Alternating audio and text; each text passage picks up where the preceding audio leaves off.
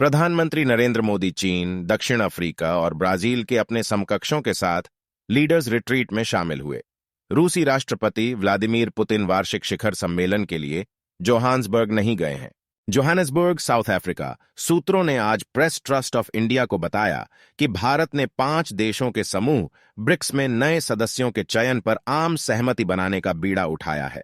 उन्होंने कहा कि मंगलवार को नेताओं के रिट्रीट के दौरान ब्रिक्स के विस्तार में महत्वपूर्ण विकास हासिल हुआ। उन्होंने कहा कि भारत के प्रयास नई दिल्ली के रणनीतिक साझेदारों को नए सदस्यों के रूप में शामिल करने के उद्देश्य से निर्देशित थे। ब्रिक्स का विस्तार समूह के वार्षिक शिखर सम्मेलन का एक प्रमुख फोकस क्षेत्र है। विदेश सचिव विनय क्वात्रा ने सोमवार को कहा कि विभिन्न देशों की समूह में शामिल होने में काफी रुचि है। उन्होंने प्रधानमंत्री मोदी की नई दिल्ली में एक ब्रीफिंग में कहा कि ब्रिक्स में शामिल होने के लिए 23 देशों ने अपने आवेदन जमा किए हैं और Iran, Saudi Arabia, the United Arab Emirates (UAE) and Argentina समूह की सदस्यता के लिए मजबूत दावेदार के रूप में उभरे हैं। दक्षिण अफ्रीका के राष्ट्रपति सिरिल रामफोसा ने आज दोपहर कहा कि ब्रिक्स समूह 6 देशों को पूर्ण सदस्य बनने के लिए आमंत्रित करेगा। ये देश Egypt, Ethiopia, Iran, Argentina, the United Arab Emirates and Saudi Arabia हैं और ब्राजील, रूस, चीन, भारत और दक्षिण अफ्रीका में शामिल हो जाएंगे।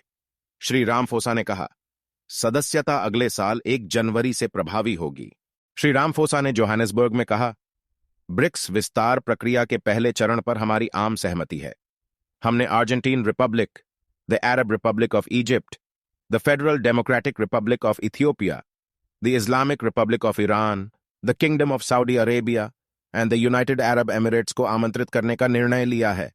सऊदी अरब और संयुक्त अरब अमीरात पूर्ण सदस्य बनेंगे।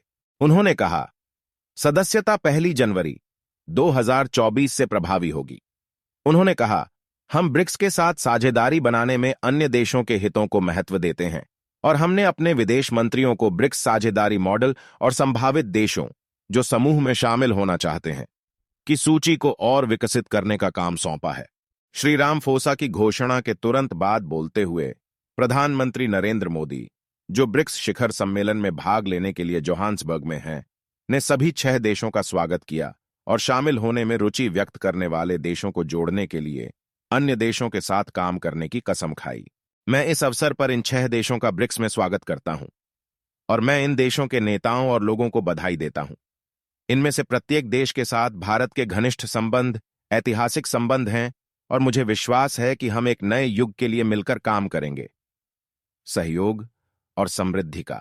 भारत में सूत्रों ने समाचार एजेंसी पीटीआई को बताया कि भारत ने ब्रिक्स में जोड़ने के लिए नए सदस्यों के चयन के लिए आम सहमति बनाने का बीड़ा उठाया है। बुधवार को प्रधानमंत्री ने इसके लिए भारत के पूर्ण समर्थन पर जोर दिया और सदस्यों के बीच सहयोग को व्यापक बनाने के लिए सुझाव प्रस्तुत किए। सुझावों में अंतरिक्ष अन्वेषण में सहयोग का आह्वान शामिल था। यह आह्वान भारत के संयुक्त राज्य अमेरिका, चीन और रूस के बाद चंद्रमा की सतह पर सफलतापूर्वक सॉफ्ट लैंडिंग करने वाला चौथा देश बनने के कुछ घंटों बाद किया गया था। प्रधानमंत्री ने कहा, भारत ब्रिक्स सदस्यता के विस्तार का पूरी तरह से समर्थन करता है और इसमें आम सहमति के साथ आगे बढ़ने का स्वागत करता है। उन्होंने बहुपक्षीय वित्तीय संस्थानों, विश्व व्यापार संगठन में सुधार की भी वकालत की।